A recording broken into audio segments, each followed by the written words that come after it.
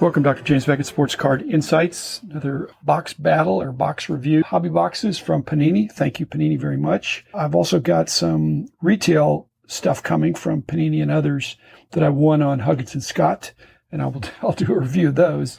But I don't see the hobby products as much except when they get to the dollar boxes sometimes. So I don't get to see and really evaluate the better cards that can come in some of these products. Panini's got some great products, as do Upper Deck and Topps as well. Thanks all the sponsors: Panini, Topps, Upper Deck, Heritage Auctions, Huggins & Scott Auctions, Mike Stadium Sports Cards, Burbank Sports Cards, ComC.com, and Beckett Media, Beckett Grading, Beckett Authentication. These 4 boxes here, nice variety. Appreciate that. I'm not value conscious as much. I'd love to have 4 different boxes rather than 4 the same, even if the one would be better or nicer. I really love the variety. I love to kind of know what's going on in the industry, and there's different products at different price points for different types of customers. But all of these were plus or minus a couple $100.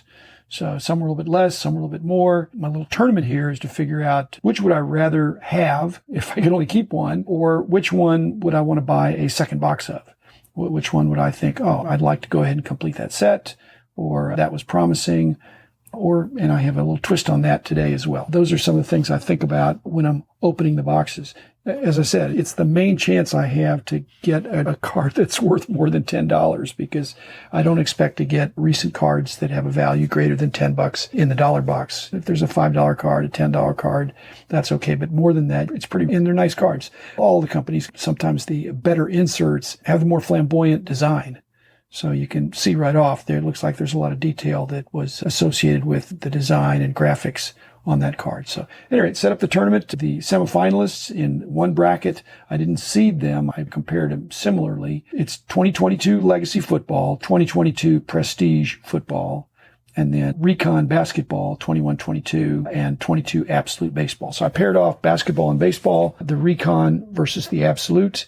The other semifinal was the Prestige versus Legacy, both brands that I have some familiarity with from the past. In fact, that's one of the criticisms I might have. It's actually a plus and a minus, that the designs look pretty similar, that you can tell this has a Legacy look, this has a Prestige look. So let's get into that first semifinal of the 2 footballs, assuming I could only pick one. I liked them both. I didn't dislike them. The pack configurations, the Legacy was 16 packs of 8, and the Prestige was 10 packs of 10. So you're getting a few more cards on the Legacy, and it is slightly more expensive.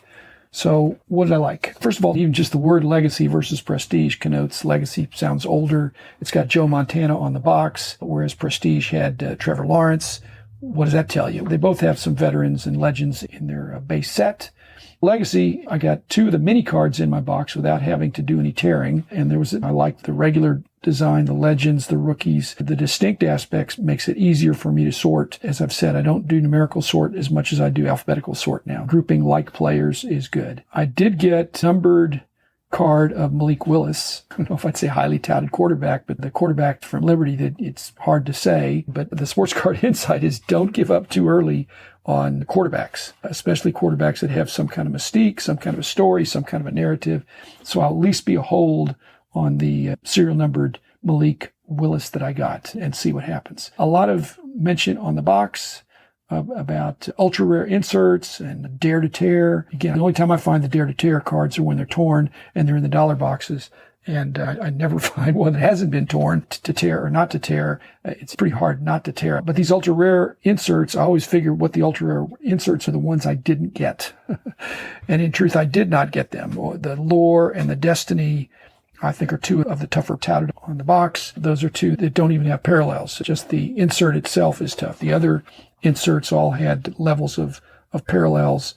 And again, another sports card insight. When I open a box, a hobby box, let's say, if I get 2 or more of a certain type of insert, it can't be that tough unless they made a mistake and put 2 case hits in one box, which is very unlikely. And I'm not talking first off a line or some kind of a hot box, but if I get 2 or more of a certain type of insert, it's probably not that tough. Now, if I only get 1 of something, it's possible it's tough. It might be the case hit, or it might be I just got 1 and it's 1 in every box. When you're opening packs, you can see what the format is. You got base, insert, or parallel, or some other autograph or something, game used. Let's see, on the Prestige, Trevor Lawrence on the box. As I said, that's 10 packs of 10. It doesn't bother me. I guess I'm more by the number of cards whether it's more packs and less cards or less packs and more cards. Both were fine. Both of them talk about ages 9 plus, but Prestige was the one that put in the Super Bowl Kid Reporter cards in there. And I'm old now, so I don't have any kids between 7 and 13 that I am the legal guardian or parent of.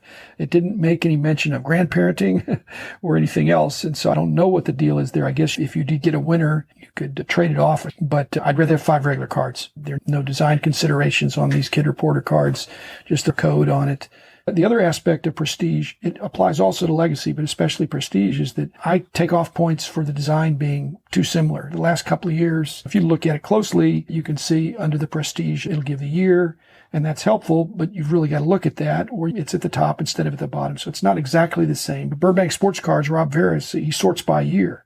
And his people that he delegates the sorting to do that as well. And I guess if you had a big run of them, you could see. But if you had a whole bunch of just a big box of Prestige football from the last few years, I think it wouldn't be obvious. You'd have to scrutinize each card. So I don't like that. I'd rather see enough design change from year to year that you could know. Again, I'm coming from the era of the 50s and 60s where the top sets, there was very little confusion in the 50s and 60s of what you had. So I'm picking Legacy. I'm taking it mainly because I think it's directed to my demographic, and I think that I probably would get a better box next time. I didn't get a great box. I'm curious about the lore and Destiny and some of these other inserts, the ultra rare, the ones I didn't get. And again, Prestige, I had a hard time getting away from the aspect of the design. It seemed very similar to last year. Okay, the other bracket, baseball versus basketball. Again, it's hard to figure out how you're going to compare because the sports are different. But starting with Recon basketball, Luka's on the box, Luka's on the pack, but Luka was not in my box.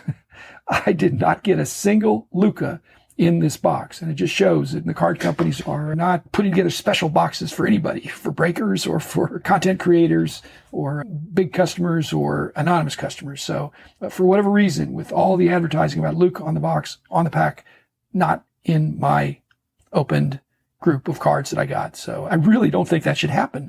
If somebody's the implicit endorser of that product, you ought to make sure that there's at least one in there. Again, that could be intentional in some way without breaking the rules. So I just was surprised. I was eager to open with that in mind. So, in fact, there were so many opportunities for Luka because there's, I believe, 11 insert sets and parallels to those, and Luka's in half of the inserts. Now, I'm wondering why he wasn't in all the inserts, but maybe there's a player association or the leagues have some kind of a limit that no matter how great a player is, he can't be in every insert set. But he's not in rookie review. What's going on there? Now he's down in rookie recon, but that really was about more recent rookies. He's not in Rock the Rim. The guy's almost averaging a triple-double, so I don't know him having that many dunks, more floater, but Rock the Rim, I put him in there. And then Hall Hopefuls. That is upsetting to this Dallas Mavericks fan and Luka fan. How can you have Hall Hopefuls and Luka's not in there? Admittedly, has not been in the league that much, but the pace he's on, he will be a Hall of Famer of the first order if he continues as he has been. So I got my 2 autographs, and I got my 20 inserts or parallels. 8 of them were boring, just the holos, the 4 serial numbers, the other 8 inserts. It was as promised. It was good. I got 2 of the pink holos. Everything was fine. My autograph card was Bogdanovich. And it caused me to realize, and I just went back to remember how this went, is that, does it matter which Bogdanovich I got? Boyan or Bogdan? They're not related. They're similar size. They're similar ability. I don't think it matters. And neither one of them are all-stars, but they're both really good players. Again, not related, not even from the same country. I thought that was interesting. So I'm not going to tell you which one I got, but I got one of them, and I'm not sure it matters. Okay, over to Absolute Football, the 2022. My best pull, my big pull was a booklet. It's a really cool booklet, but it's of a rookie reliever that I've not heard of. Follow baseball, but I just haven't heard of this guy. And so to have this nicest card in the box being this booklet card, I think I only like booklet cards if they're LeBron or Luka or something like that. On the other hand, it's a box that doesn't have that many cards. I liked every card. Half of them were cards of distinction that had some, let's say, tradable. If something's a base, you would think most people could get those. but a lot of them had some kind of distinction, some insert. I got 6 that are either game used or signed. I guess 6 were game used or relics, and half of those were signed. So I did better than I thought. Again, Albert Pujols is on the box. So what's going on there? Does that mean that Absolute is for people that have followed baseball for 20 years with Albert coming down the home stretch here? That has to be a statement. He's a loved veteran player, but I don't know that the 9+ crowd is excited about Pujols, especially in this his last year. There's also a no purchase necessary option where you can send in, if you didn't get something, one of these inserts, you try by sending in a 3x5 card. And I noted that it's 2 entries per household. Doesn't mean 2 entries per person, but 2 entries per household. But you got to mail them separately. Probably just going to do one because it doesn't seem sporting, but I can't come up with an assumed name or something. It just seems like playing fair, especially when the no purchase necessary would be good. But who knows? Maybe I'll get some. I did get something that wasn't that great from a different company that I sent in just to see what would happen. Okay, the winner in that bracket is the Recon basketball. I'm leafing through the cards. I know the players. I got that feeling, which is not addictive, but it's borderline addictive, that I'm thinking, if I got another box of Recon, I'm going to get a Luka in there. I'm sure to get a Luka. And again, there's the same chance of getting a Luka in every box. And it's not 100% chance, but it's a good chance. So the next box, I'm not more likely to get a Luka, but I didn't get one. And I clearly think that I would be excited about a higher percentage of the cards than what I got. I'd have more that I'd be putting in my players that I collect and that I display and that I alphabetized. So in that bracket, it's Recon over Absolute. In the other, Recon wins. It beats both the Legacy and Prestige handily. And I felt the Recon was not the most expensive box, but it was $200 plus or minus. Thanks, Panini. Thanks, listeners. Enjoy your opening. I'm really enjoying opening. I've got another episode next week, I think, coming with these blasters, where I'm going to try to look at that in a creative way as well. And I'll eventually resume my card wall videos on YouTube when I get my cards back from BGS pretty soon. So thanks, everybody. Have a great day. See you tomorrow.